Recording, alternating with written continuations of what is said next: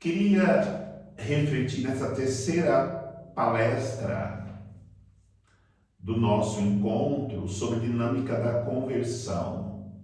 E nada melhor de falar de conversão dentro desse nosso estudo dos grandes doutores espirituais e até esses grandes místicos da vida espiritual de Santo Agostinho. Trazer o testemunho de Santo Agostinho. Santo Agostinho nasceu em 13 de novembro do ano 354 em uma cidadezinha que hoje faz parte do leste da Argélia, a pouco mais de 70 quilômetros da costa do mar Mediterrâneo. Os pais de Santo Agostinho eram Patrício e Mônica. Eles vinham de uma renda, de uma fazenda que administravam.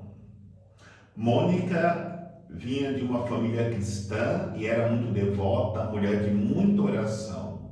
Já o seu pai Patrício não era cristão, embora tenha sido batizado no leito de morte no ano 372. Em relação a Santo Agostinho, ele era um bom aluno. Destacava nos estudos dos clássicos latinos. Aos 17 anos, Santo Agostinho tomou uma mulher como amante e teve um filho com ela. Esse filho chamava Adeodato, que se converteu junto com Santo Agostinho, mas esse menino morreu com 17 anos de idade, quando eles voltavam da Itália para a África. Lembrando que a conversão de Santo Agostinho aconteceu em Milão. Embora Agostinho tinha muito ambição, desejo de dinheiro e sucesso mundano como professor, ele também nutria dentro de si um desejo de conhecer a verdade. Além disso, ele queria muito manter um relacionamento sexual regular. Então ele queria a verdade, queria mudar de vida, mas tinha dificuldade de se libertar das suas paixões, do desejo de uma vida carnal. Agostinho acabou tornando-se adepto da versão maniqueísta do cristianismo. Ele permaneceu nessa seita, nesse sistema de crença, por 10 anos. A resposta de Maniqueu à questão do mal era declarar Deus bom, mas não todo-poderoso. Essa é a doutrina dos maniqueístas. Maniqueu também alimentava uma visão muito negativa do mundo material e da procriação, quanto os membros da categoria dos adeptos chamados ouvintes pudessem ter esposas ou amantes. Devia evitar a procriação por meio da contracepção ou da abstinência periódica. Contudo, o conhecimento que Agostinho tinha de astronomia levou a questionar os vários mitos cósmicos que integravam a explicação maniqueísta da realidade. Mais tarde, ele chegou até mesmo a escrever uma defesa do cristianismo contra os maniqueístas, depois que ele se converteu ao cristianismo. Lembramos que séculos mais tarde, São Bernardo, que era já do século XI, viria chamar Santo Agostinho aquele poderoso martelo de hereges, porque ele foi um grande combatente à heresia e destruía pela sua inteligência, pela sua formação, todos os argumentos dos hereges. O próprio São Bernardo também teve de combater o ressurgimento de enganos maniqueístas na heresia cátara de seu tempo. Após Santo Agostinho lecionar, dar aula por 7 anos em Cartago, que era uma importante cidade do norte da África, próxima da Itália, ele mudou para Roma em busca de alunos mais bem comportados e em busca de oportunidades de crescimento na carreira. Desde o primeiro ano em Roma, ele foi se desiludindo com o comportamento dos alunos, que costumavam trocar de professor poucos antes da data combinada para o pagamento, ou seja, procuravam enganar e não pagavam os professores. Desiludido, Santo Agostinho ele muda para Milão, no ano 384. Ali em Milão, ele teve contato com filósofos influenciados por Platão, cujos escritos acabaram contribuindo para conduzi-lo ao cristianismo. Esses filósofos ajudaram a solucionar algumas dificuldades de conceitos que o impediam de formar uma ideia intelectualmente convincente de Deus. Por isso que hoje nós, para nos tornarmos clérigos, ou até mesmo uma vida consagrada, estudando filosofia, para que nós possamos ter uma capacidade de formular conceitos claros sobre Deus. Agostinho ainda tinha questões morais para resolver, a dificuldade de entender questões morais, porque ele vivia numa luta com a vida imoral. E ele queria se libertar disso para poder buscar de maneira mais profunda a verdade em Deus. Também tinha vários medos para resolver. 700 anos mais tarde, São Bernardo de Claraval também observou como uma imagem correta de Deus pode afastar alguém da fé e da conversão.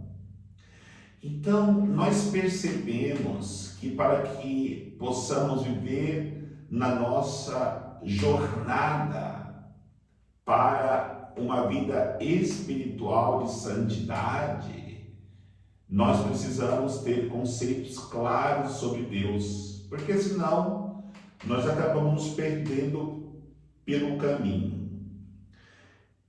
Por isso, todos aqueles que não têm conhecimento de Deus são aqueles que se recusam a buscá-lo. Buscar alguém que não conhecemos, ou não nos sentimos animados, ou nós criamos dentro de nós uma realidade de falta de fé, porque cria-se dúvida se existe mesmo aquele que nós não conhecemos. Mas estou certo de que se recusam porque imaginam que esse Deus bondoso será duro e severo, que esse Deus misericordioso seja insensível e inflexível, que esse Deus amoroso seja cruel e opressor. E assim que o mal engana a si mesmo. Está dentro de Deus uma imagem que não o representa. Está dentro de nós uma imagem que não representa Deus. São Bernardo prossegue refutando falsas concepções de Deus que impedem as pessoas de se renderem a Ele. De que tem medo? Homem de pouca fé, questiona São Bernardo. De que Ele não vos perdoará os pecados, mas com as suas próprias mãos Ele os pregou na cruz. De fato, de estardes habituados à vida fácil e seres exigentes em vossos gostos, mas Ele conhece a nossa fraqueza, Deus sabe os nossos limites, de que um prolongado hábito de pecar vos prenda como uma cadeia, mas nós aprendemos que o Senhor solta os grilhões dos prisioneiros, ou talvez de que, furioso por causa da enormidade e frequência de nossos pecados, Ele demore a estender a mão, mas onde subjava o pecado, a graça tornava-se transbordante. Estais preocupados com roupas e alimento e com outras necessidades físicas, e por isso hesitais em abrir mão de vossas posses, mas Ele sabe que precisa de todas estas coisas. Que mais podeis desejar? Que mais pode impedir você de seguir o caminho da salvação? Então, Santo Agostinho tinha essas dificuldades quando ainda não tinha feito uma experiência de Deus, embora ele queria encontrar-se com a verdade. E mais tarde, São Bernardo de Claraval vai colocar essas questões, que Deus sabe tudo de nós. Tudo que nós vivemos, tudo que nós fazemos, tudo que nós somos, Deus ele conhece o mais íntimo de nós. Em 386, Agostinho vivenciou a conversão, para a grande alegria de sua mãe, e foi batizado em Milão por Santo Ambrósio. Durante a vigília pascal do ano 387, ele recebeu o batismo. E em 388, quando Mônica, Agostinho e Adeodato estavam na cidade portuária romana de Óstia, Mônica morreu, sendo enterrada ali. Inclusive agora em janeiro eu fui conhecer a cidade de Óstia, fui lá na praia, andei um pouco na cidade para reviver, esse momento de que Santo Agostinho passou por ali, onde Mônica morreu e ali foi enterrada, o seu corpo não está mais na igreja em Roma, da Óstia, uma cidade suburbicária, ali em torno de Roma, cidadezinha pequena. O relato que Agostinho faz dos seus últimos dias junto de sua experiência comum de Deus e de se eu pesar é muito comovente. O pesar de Santo Agostinho diante dessa luta de sair da vida de pecado para poder começar uma vida nova em Cristo como convertido. Depois da morte da mãe, Santo Agostinho regressou à África e ali formou uma comunidade leiga de amigos cristãos. Entre 391, mais ou menos, ele foi sorteado, entre aspas, daquele tempo era assim, ele foi sorteado para ser padre na diocese de Hipona e foi nomeado bispo cerca de 4 anos depois, se tornando bispo da diocese de Hipona. Santo Agostinho morreu em 28 de agosto de 430, aos 75 anos de idade, época em que os vândalos estavam atacando Hipona e o Império Romano começava a desmantelar-se. Juntamente com São Tomás de Aquino, é considerado um dos maiores teólogos que a Igreja já conheceu. Ao lado de São Bernardo de Claraval, é tido como um dos 2 maiores escritores cristãos em língua latina. E é exatamente por isso que, falando da conversão de Santo Agostinho, eu não poderia deixar de citar, como eu citei várias vezes, São Bernardo de Claraval. Em outras colocações, eu continuarei falando de São Bernardo de Claraval.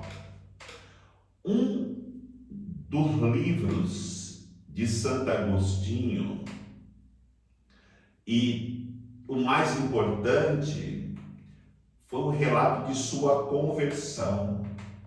Eu já li umas 2 ou 3 vezes esse livro.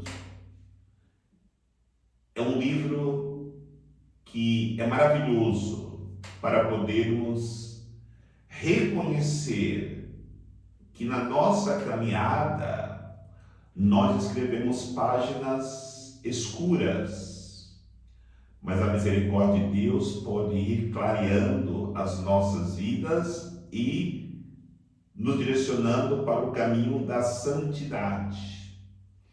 Esse livro de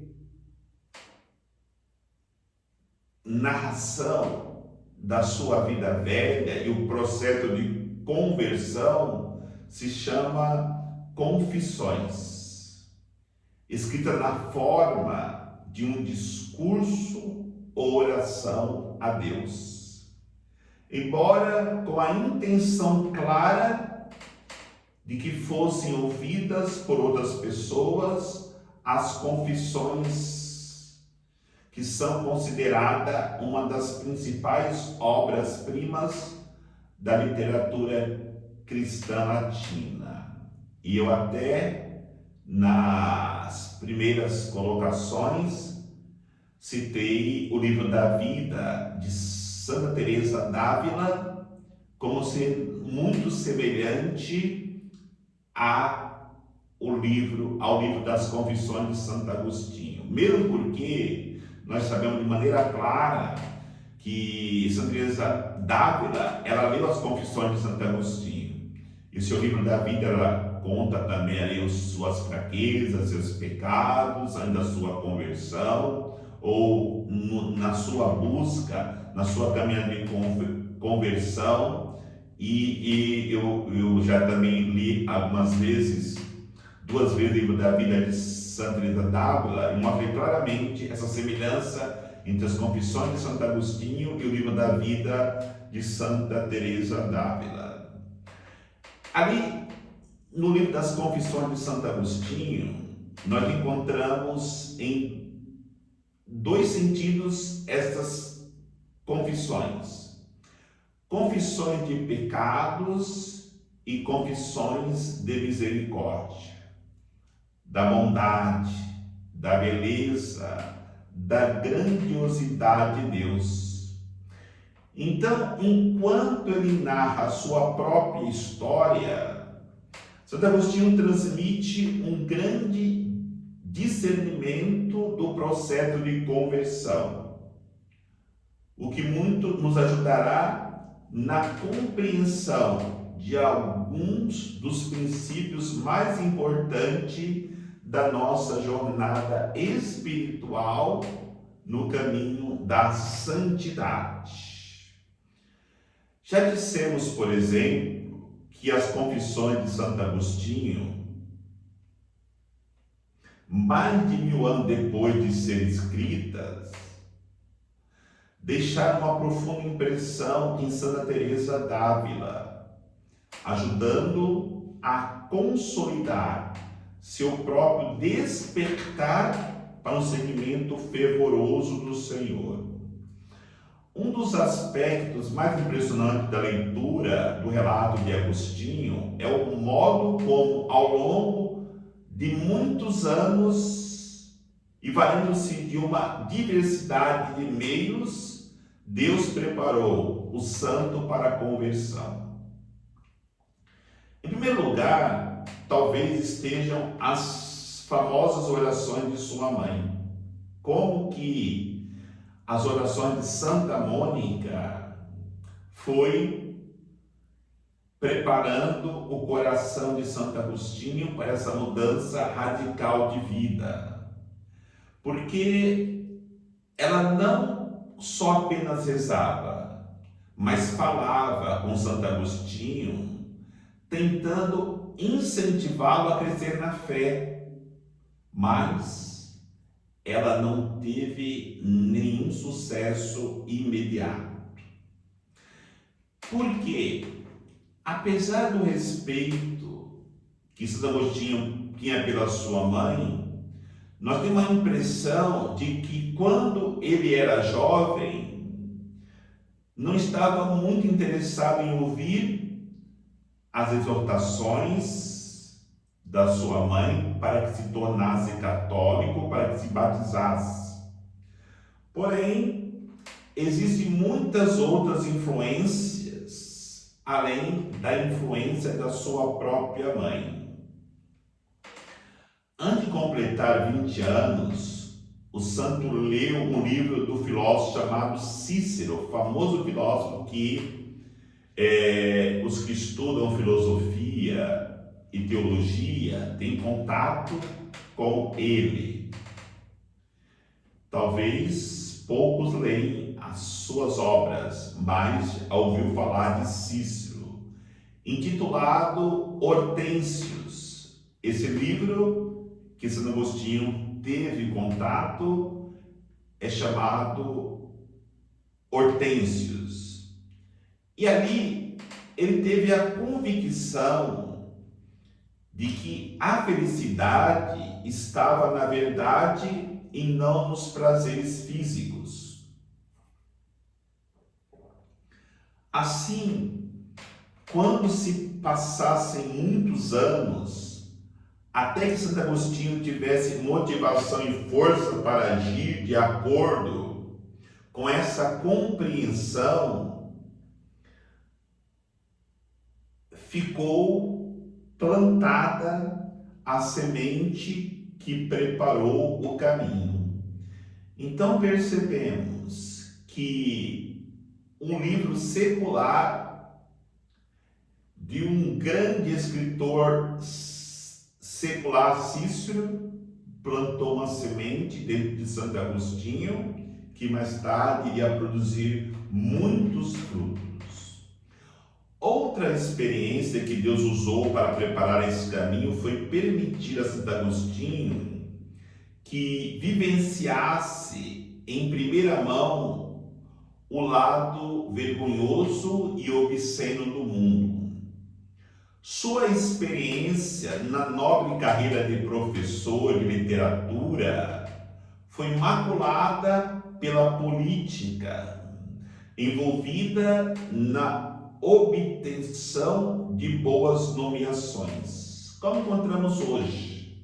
A política de fazer nomeações de pessoas que são amigas daquele que tem poder.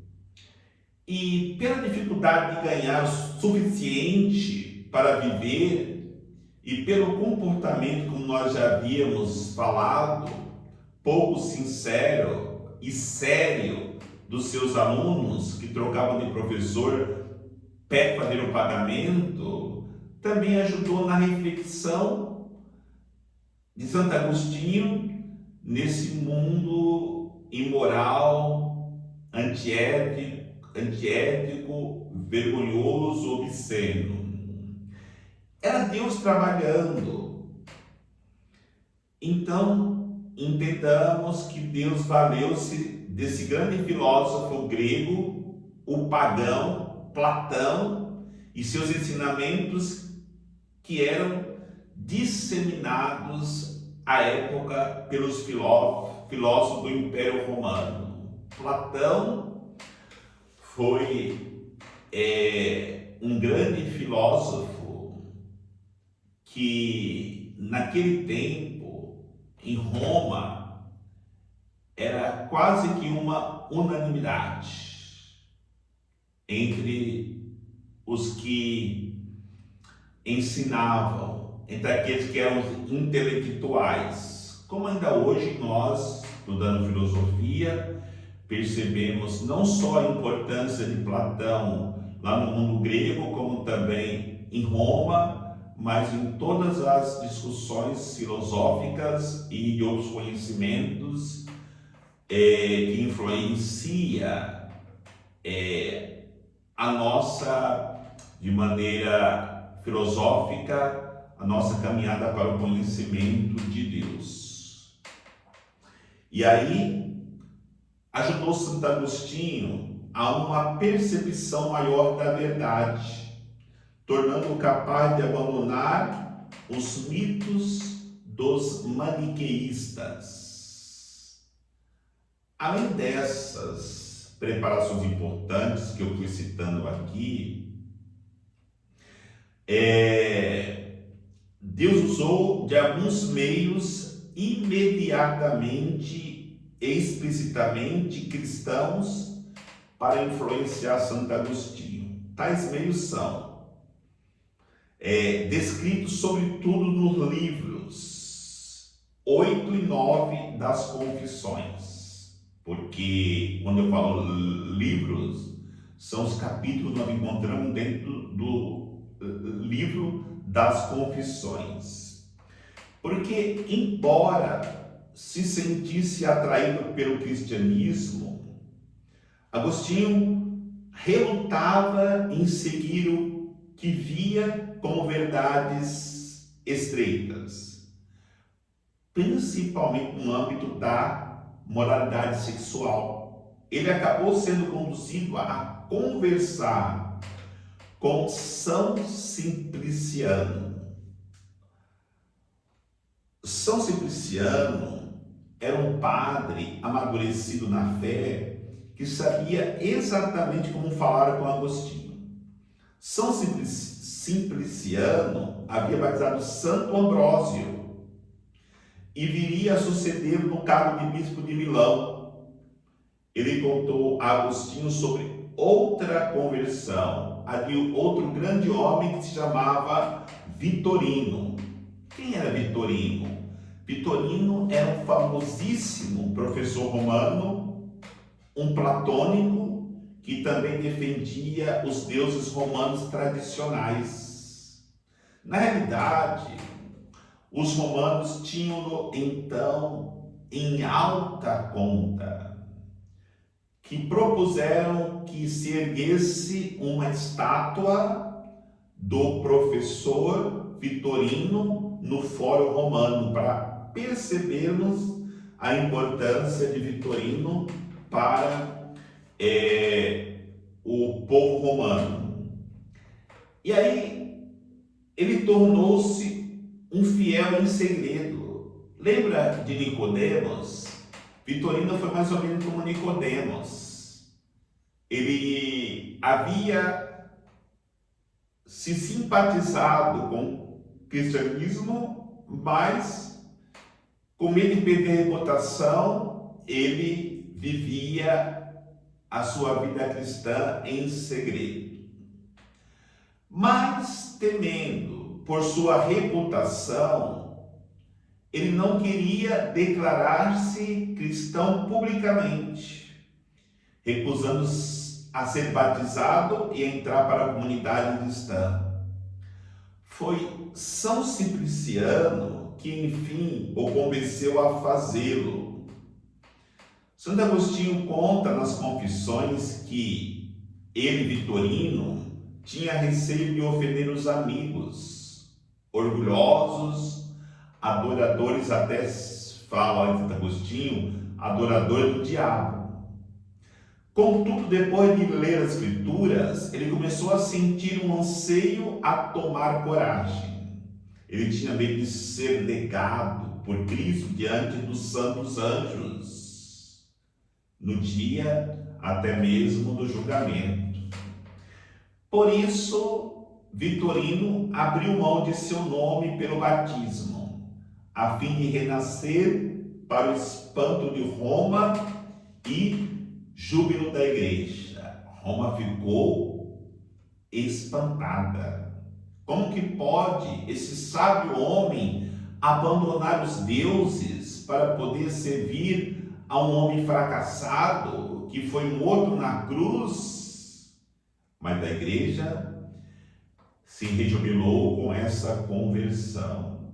E Santo Agostinho, ali nas Confissões, atesta muitas vezes o poder do testemunho pessoal quando se trata de atrair as pessoas para Cristo. E foi um grande testemunho a conversão deste homem. E mais adiante teremos oportunidade de ver seu papel na vida do próprio santo. Mas havia ainda um enorme problema no caminho de Agostinho para a conversão. Ele estava profundamente preso ao pecado e sentia-se incapaz de quebrar esses grilhões. Imaginemos como é difícil uma pessoa se libertar de um vício de álcool, vício da droga, de pornografia e tantos outros vícios que prendem as pessoas. Santo Agostinho estava preso a um vício. E neste ponto, nós chegamos no cerne do que costuma impedir a conversão das pessoas: a profunda sujeição ao hábito do pecado. Quando nós deixamos que o pecado se torne vício em nossas vidas, nós temos dificuldade em libertarmos dele. Dizia ele: eu suspirava por essa liberdade, a liberdade de Vitorino, que teve coragem de abandonar os deuses, de abandonar totalmente o pecado, mas estava preso não por grilhões impostos por outros, mas pelos grilhões de minha própria escolha. O inimigo tinha domínio sobre minha vontade e confeccionou uma corrente para manter-me prisioneiro. Aqui, queridos irmãos e irmãs, mostra exatamente a realidade de muitos de nós. Olha que ele vai dizer: o inimigo confeccionou uma corrente para me manter aprisionado.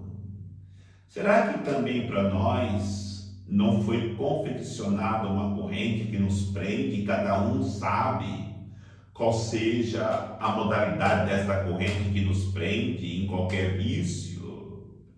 Lembremos que estamos falando do início da conversão de Santo Agostinho. Mas lembremos também que no final nós sabemos que ele saiu vitorioso porque ele quebrou essas correntes. Então, a consequência de uma vontade deformada é a paixão. Pela sujeição à paixão surgiu o hábito. E o hábito aqui não se opõe resistência. torna-se necessidade. A pessoa se lança ao hábito. Ela não se coloca resistência. Se torna uma luta vencida, porque a pessoa está viciada naquela realidade que está lhe afastando de Deus ou impossibilitando-lhe de conhecer a Deus. Então ele vai dizer, Santo Agostinho, porém eu era responsável pelo fato de o hábito ter se fortalecido tanto contra mim, pois fora com o meu comportamento que eu havia chegado ao lugar em que não desejava estar. Nós sabemos que todos nós temos desejos, anseios de sair das cadeias que nos prendem no pecado porque desejamos santidade. Então estamos numas cadeias, estamos presos no lugar que nós não desejava estar. E a intenção desse nosso encontro é nos ajudar a sair deste lugar que nós não queríamos estar e vivermos nossa jornada espiritual para trilhar no caminho da santidade. São Bernardo de Claraval faz uma observação semelhante. Pois embora a alma caia por si mesmo, vai dizer São Bernardo, ela não consegue elevar-se por si mesmo, porque a vontade jaz fraca e impotente mediante o amor compuscardo e depravado de um corpo corrupto. Um amor conspurcado e depravado de um corpo corrupto, enquanto ao mesmo tempo seja capaz de amar a justiça. Vivemos nesta balança de dois pratos. Um corpo corrupto que é capaz de amar a justiça, de querer sair daquela situação e entrar nos desígnios de Deus. Então, de uma estranha e tortuosa, a vontade degenera e produz um estado de compulsão em que a sujeição não tem um condão de excusar a vontade, visto que a ação foi voluntária. Nem a vontade, estando aprisionada, consegue libertar-se da sujeição. É uma luta. É uma batalha, porque nós vivemos a compulsão por estas realidades que nos afastam de Deus, porque deixamos nos sugestionarmos por ela. Sem luta, sem batalha, sem uma decisão firme, jamais sairíamos desta condição, porque da mesma forma que voluntariamente entramos ali, nós temos que voluntariamente tomar a firme decisão de sair daquela condição, daquele aprisionamento, e assim nos libertarmos desta cadeia. Pois é a vontade que, embora livre, ao consentir no pecado, torna-se escrava do pecado. Ou dizemos sim ao pecado, ou dizemos não ao pecado. Se dizemos sim ao pecado, ele vai nos dominar cada vez mais. Se dizemos não ao pecado, vamos nos propormos a trabalhar na restauração daquilo que nós deixamos nos atolarmos e, livres desse atolamento, possamos caminhar como Santo Agostinho um dia começou a caminhar depois de tomar a firme decisão de não submeter mais ao pecado por sua sujeição voluntária, mas confiando na graça de Deus, ele conseguiu mudar a sua vida. É a análise que São Bernardo faz da espiral descendente do pecado ocasional que se transforma em pecado habitual. Tem por objetivos servir não apenas para explicar a escravidão, mas também nos alertar contra ela. É aquela questão, o pecado é ocasional, o pecado começa com a situação ocasional, apenas uma olhadinha, daqui a pouco aquela olhadinha se torna um vício que eu não consigo dominar. Vou dar somente uma escutadinha, aquela escutadinha ocasional se torna um vício que não é mais ocasional, mas uma necessidade de pecado habitual. Mas existe alguém como Paulo, alguém que por vezes não consente nesse desejo sensual e, portanto, não se submeteu ao pecado. Deixar que aquele que se rende ao pecado perceba que levantou mais uma parede contra si com aquele consentimento perverso e ilícito para quem quer viver uma jornada espiritual buscando a verdade e o profundo conhecimento de Deus. Esse tipo de homem não se pode vangloriar de que, para ele, o noivo espera atrás da parede. Mas agora, não há apenas uma parede entre eles, mas muitas paredes. Quanto mais vícios, mais paredes são levantadas na nossa separação, no nosso distanciamento de Deus, no nosso distanciamento de Jesus Cristo. Contudo, e se a repetição dos pecados se tornar um hábito, ou levar ao desprezo, como dizem as Escrituras, quando vem a maldade, vem também o desprezo.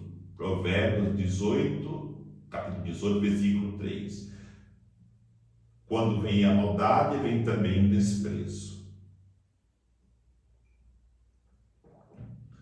Se morreis assim, não sereis devorado 1000 vezes por aqueles que rugem enquanto aguardam alimento, antes de conseguires chegar ao noivo, agora separado de vós, não por uma parede apenas, mas por uma sequência delas. Se nós estamos separados por paredes, do lado que nós estamos, existem feras, lobos ferozes para nos devorar. E essas paredes impossibilita, porque nós, de maneira voluntária, que erguemos essas paredes, estes muros, nos distanciando daquele que poderia nos livrar desses lobos ferozes, dessas feras, e acabamos lutando sozinhos nesta luta desigual, porque, como eu costumo falar, se nós estamos com Deus, se estamos sem muros entre nós e Deus, nós somos 1 milhão de vezes mais fortes do que o inimigo, essas feras ferozes. Mas quando nós estamos afastados, longe de Deus, Jesus Cristo, nós somos 1.000.000 de vezes mais frágeis. O que somos nós numa selva com um leão para lutar com ele? O que somos nós numa selva para lutarmos com a matilha de lobos? É impossível resistirmos. Então, procuremos cada vez mais não levantarmos muros entre nós e Deus.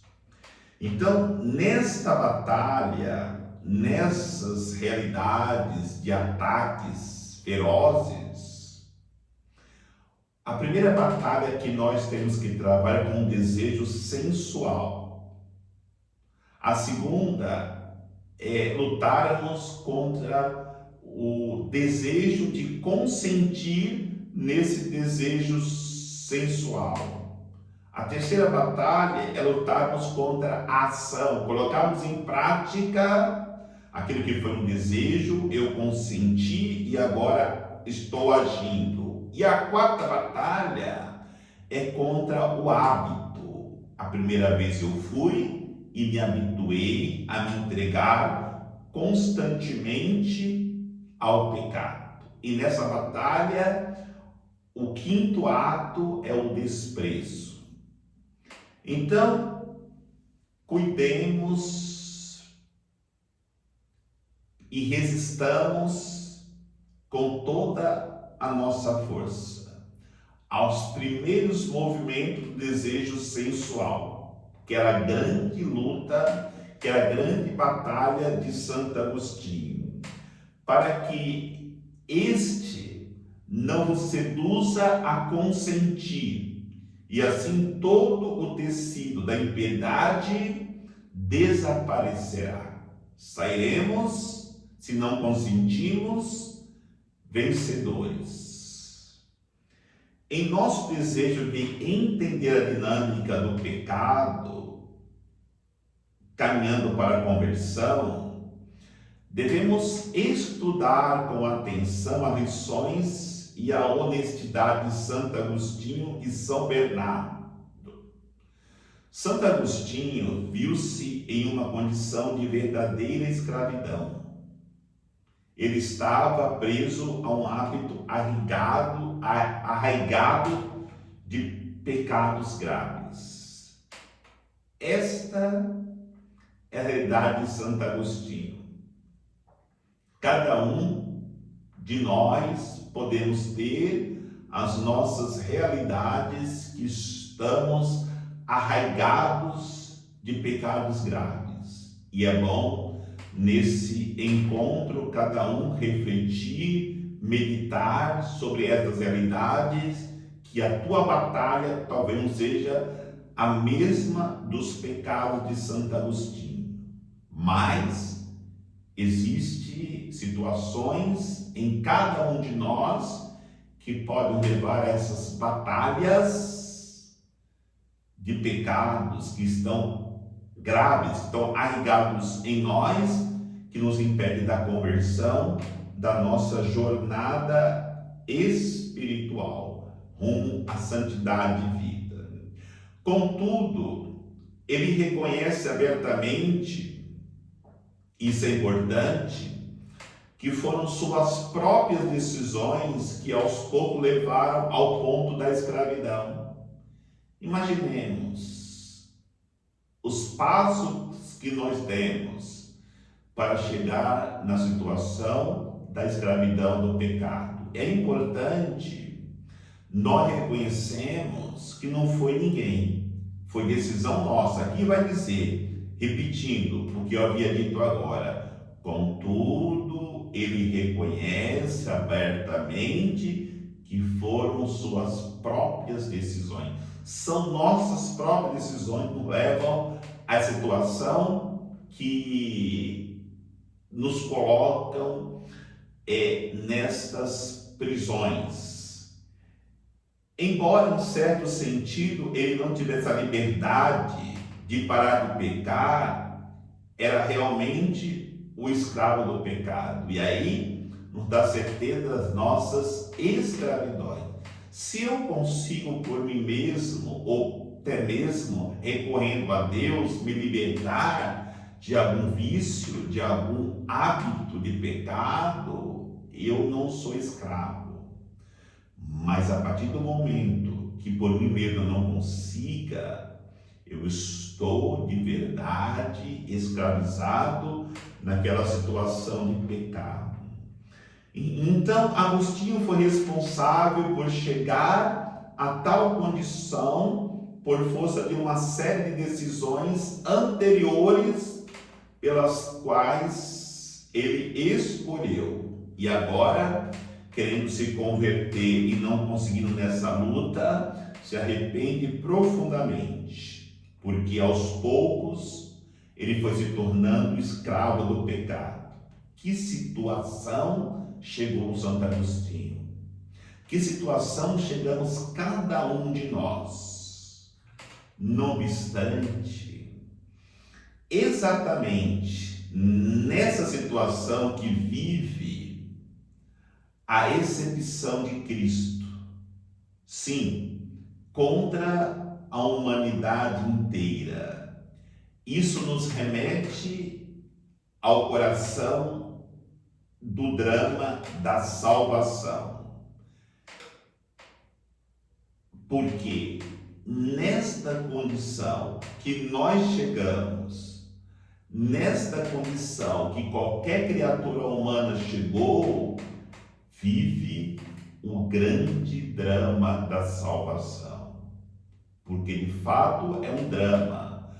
Lutamos para sair do pecado, e quando nós não conseguimos cada escravidão, nós vamos reconhecendo cada dia mais que vamos nos afastando da salvação. E por isso, temos que colocar todas as nossas forças diariamente lutando para que sejamos vencedores desta batalha entre o hábito de pecar e a virtude de vivermos a vitória do pecado através da graça de Deus.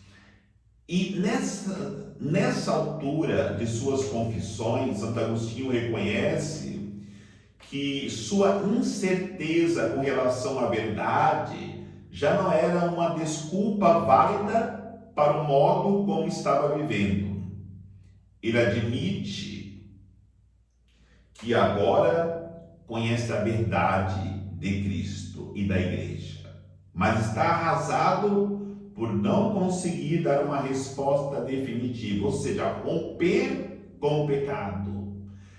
Na realidade, ele está mergulhado na agonia, sentir-se puxado em direções opostas. Quer arrepender-se, mas não se arrependeu. E aí cria-se um sofrimento interior profundo. Eu até imagino a situação de Santo Agostinho, no seu sofrimento de querer mudar e não conseguir, trazia um profundo conflito interior. É como nós, quando estamos arraigados no pecado e queremos sair e não conseguimos, e achamos que na próxima confissão foi a última vez e nós voltamos a cair novamente, traz para nós uma angústia profunda. Mas não podemos parar de lutar nunca.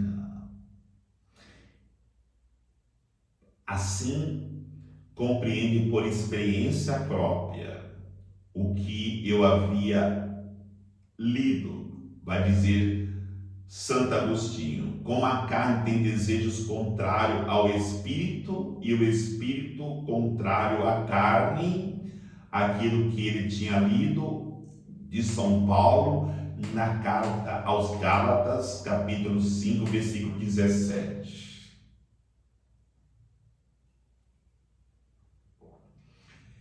Eu estava dividido entre eles,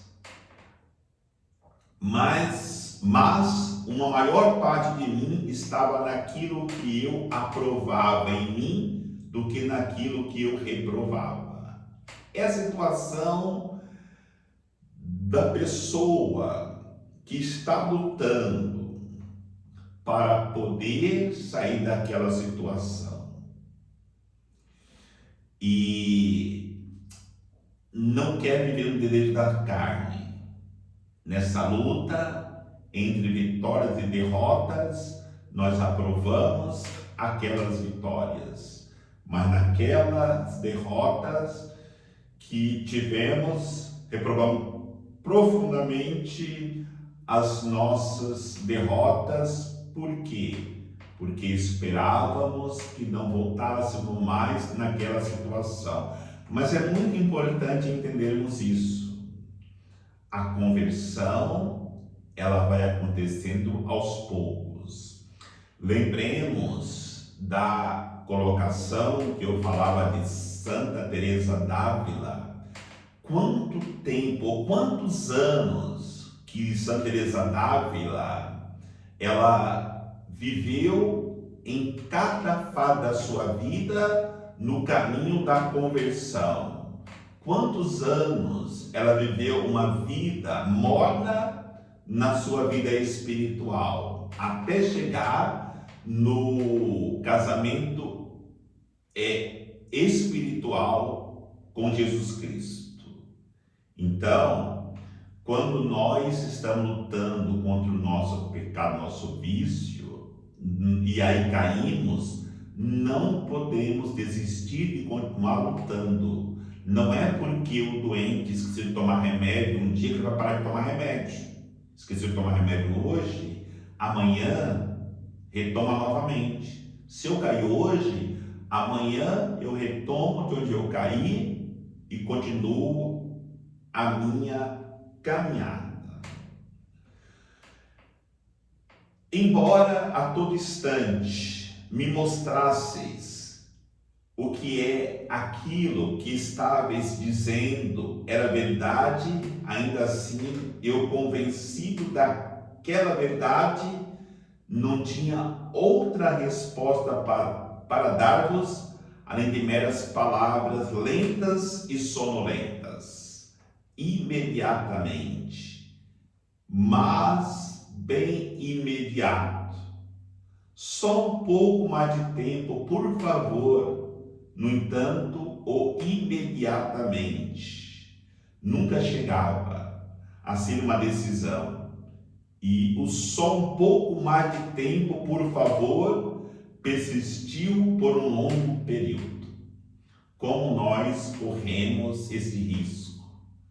Nos nossos vícios, nos nossos hábitos. Senhor, só por mais uma hora, só por mais um dia, imediatamente eu vou abandonar isso, mas espera mais um pouco, por favor, tenha paciência comigo, e eu continuo vivendo o vício, sem mudar de vida, protelando a minha conversão. Talvez esse retiro é o retiro de tomar uma decisão. É hoje. É nesse retiro que eu vou abandonar todos os meus hábitos de pecados graves, de vícios, e mudar de vida. Além do pecado, é a violência do hábito que arrasta para baixo e aprisiona até mesmo a mente relutante.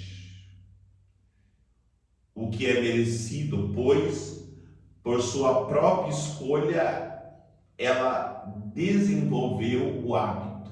Ele desenvolveu o hábito.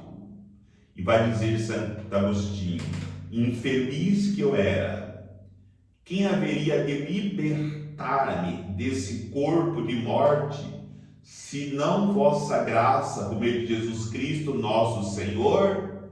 Santo Agostinho, ele repete São Paulo, na carta de São Paulo aos Romanos, capítulo 7, versículo de 24 a 25. Em seguida, o santo relata como em sua genuína impotência de libertar-se, a graça de Deus veio gratuitamente em seu socorro, e descreve os meios de que Deus se valeu para levá-lo aos passos finais da conversão e libertação. Senhor, meu auxílio redentor, agora contarei a história e confessarei vosso nome, de como me libertou dos grilhões do desejo sexual que me prendiam com firmeza e da escravidão dos interesses mundanos. Eu executava a minha rotina habitual em um estado de ansiedade mental. Santo Agostinho, contando nas Confissões, o passo decisivo da sua conversão, e ele conta ali a sua conversão que acontece num dia determinado, que ele tomou a firme resolução de não adiar mais a sua conversão. Ele foi em uma visita a Ponticiano. Ponticiano era um amigo de infância. Percebeu que Agostinho, seus amigos tinham uma cópia das epístolas de São Paulo. Então, em uma visita a Ponticiano, um amigo de infância, São Agostinho percebeu que seus amigos tinham uma cópia das epístolas de São Paulo em casa e decidiu contar-lhe que era um cristão batizado. Santo Agostinho reconheceu que, de fato, eles e os amigos buscavam compreender a verdade.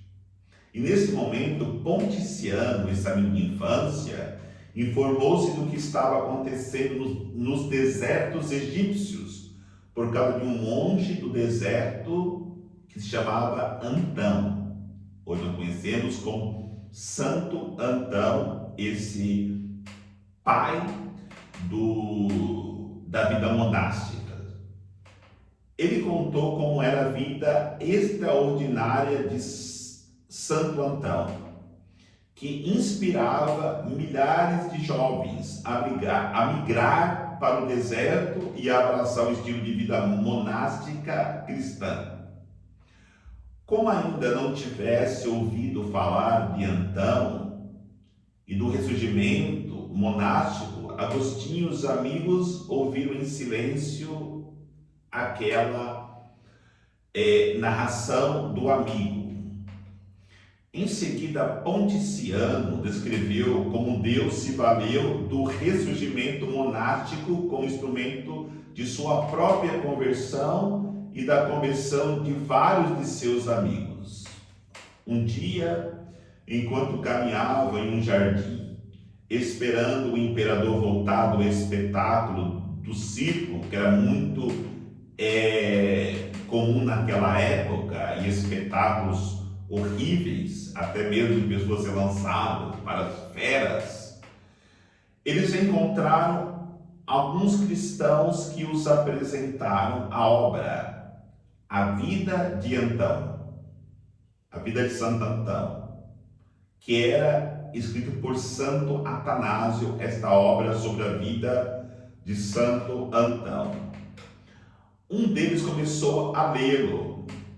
Ele ficou admirado e inflamado, e durante sua leitura começou a pensar em adotar esse estilo de vida e abandonar seu posto secular no serviço público para ser servo de Jesus Cristo, pois era um agente do serviço de segurança do império, esses que estavam reunidos, na sua maioria.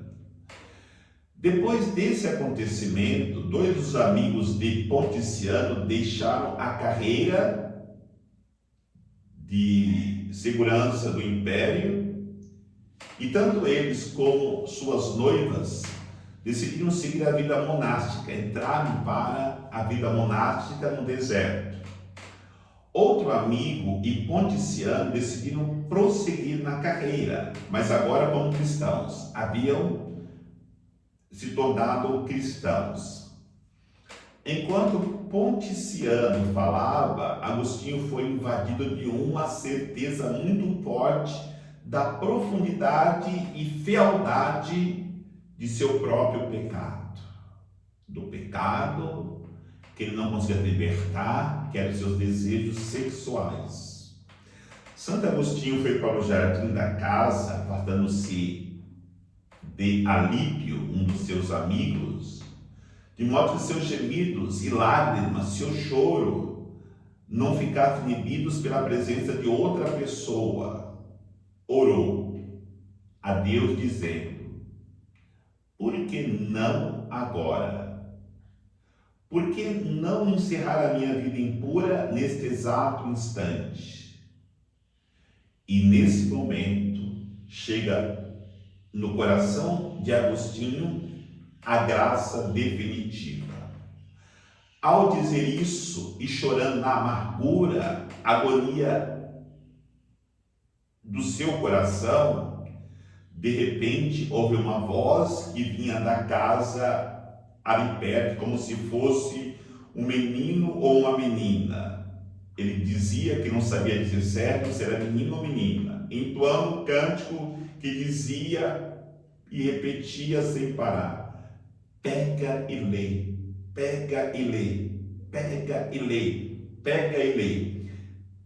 Nesse momento cessou a torrente de lágrimas e eu me coloquei de pé.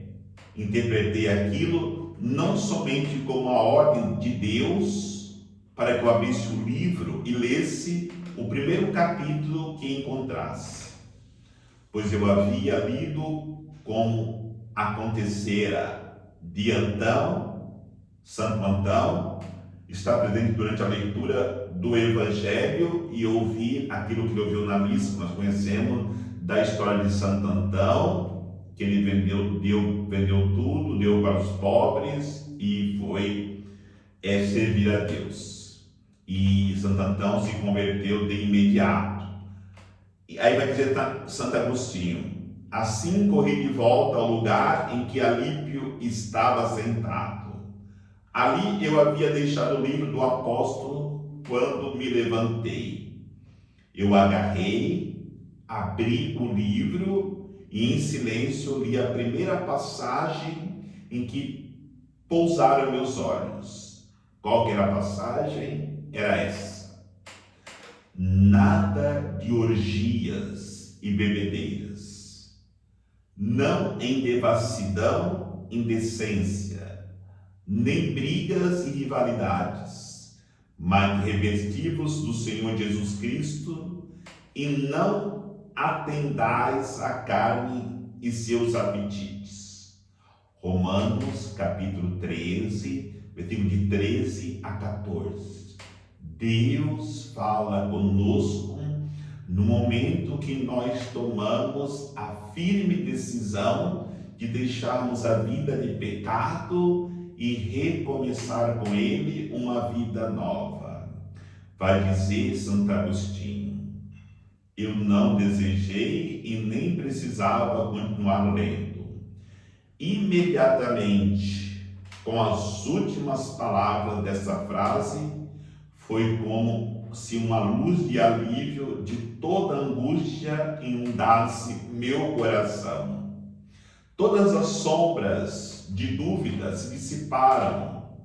Agora que analisamos a história do despertar de Santa Teresa d'Ávila na palestra que já ouvimos, e também da conversão de Santo Agostinho, precisamos refletir antes de prosseguirmos, a fim de compreender plenamente o testemunho que ambos os santos dão da supremacia absoluta da graça de Deus.